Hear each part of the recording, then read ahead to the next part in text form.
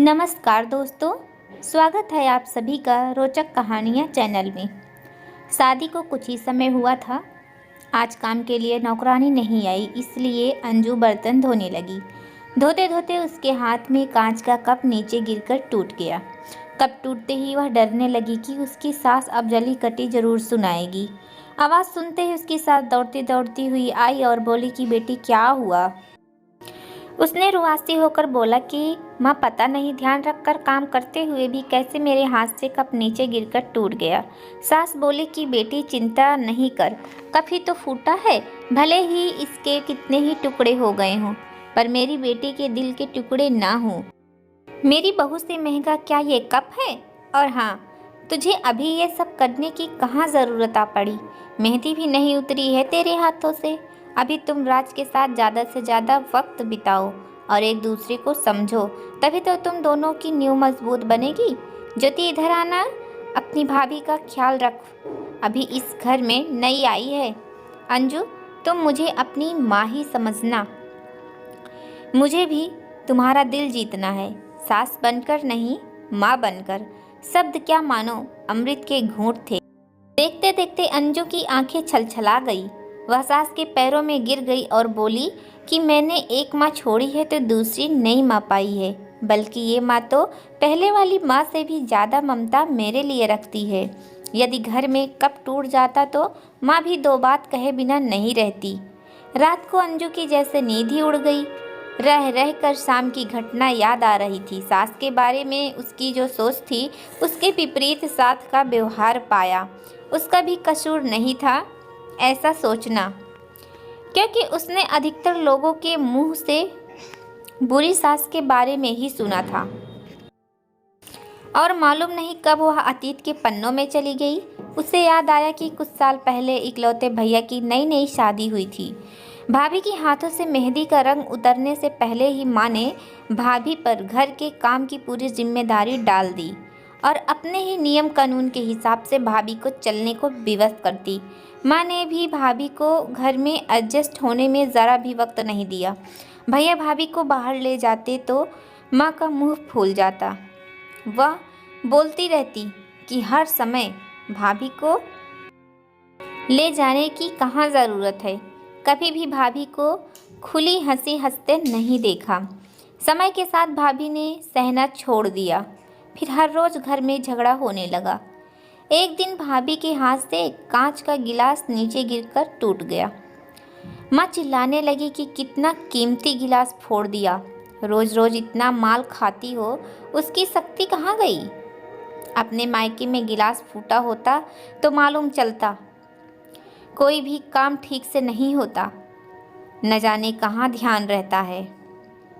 भाभी भी कड़क बोली कि हाँ, मैं तो बैठे बैठे खाती हूँ, आप तो खड़ी खड़ी खाती हैं।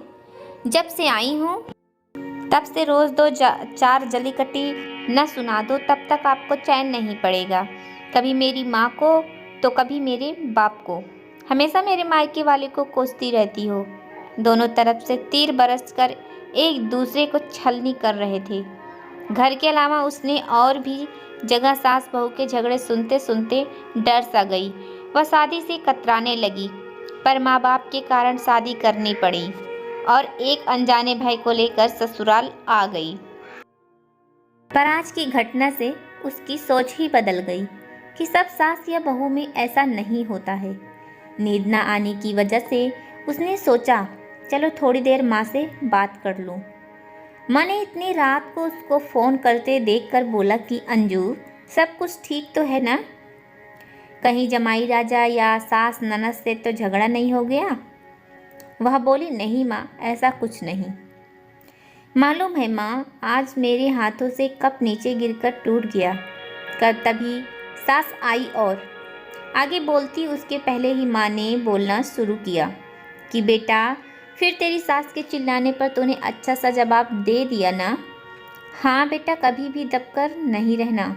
तू भी पढ़ी लिखी अच्छी लड़की है, तेरे में कोई कमी थोड़ी ही है जो सुनेगी।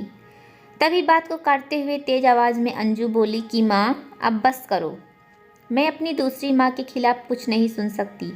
माँ एकाएक सहम गई और बोली, तू ये क्या बोल रही है? हाँ माँ, आज मेरे हाथों से कप गिरा तो माँ ने अंत में बोली, अब तो आप समझ गई ना सारी बात।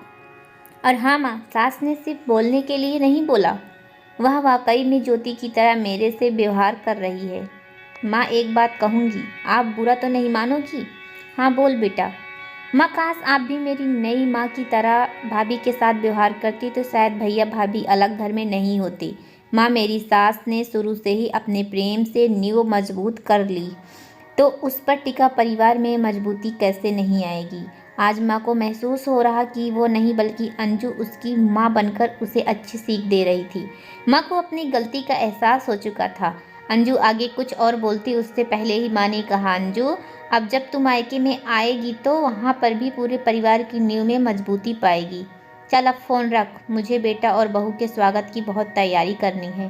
शादी के बाद नई जिंदगी की शुरुआत में अगर आज सास समझदार से काम नहीं लेती, अपनत्व नहीं जताती तो शायद शुरुआत की नींव ही कमज़ोर होने से पूरी ज़िंदगी आपस में दरार पड़ जाती। कप को फूटने से कोई नहीं रोक सकता, किंतु प्रेम को टूटने से तो हम रोक सकते हैं।